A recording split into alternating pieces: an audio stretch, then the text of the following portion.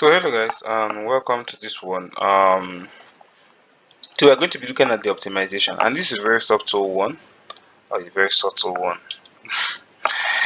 But yeah, so we maintain the same, energy from yesterday. We pass in the generate or permutation optimization. We pass in the value, that's the n, the list.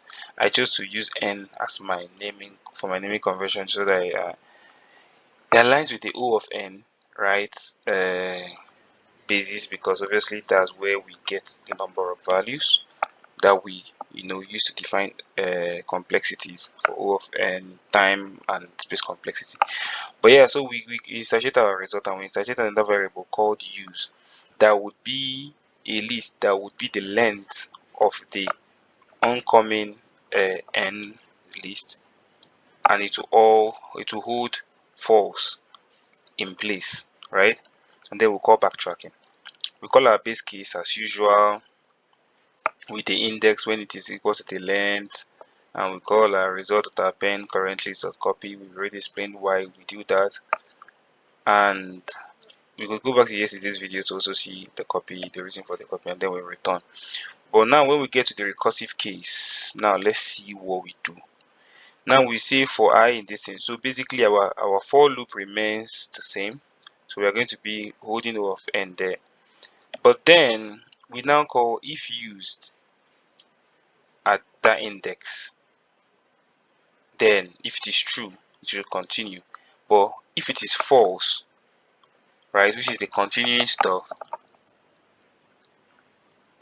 or we continue on our function, basically continue. What continue does for you is that it breaks this stuff and calls the next loop. So say you have 3 loops, say 1, 2, 3. So it will move from 1 to 2. And then we go to used, and then we put that value at that place to be true. And then we move on. We say current list dot append. What are we appending? We are appending current list with the value of that thing, say A, and when the current list is still empty, A will come in.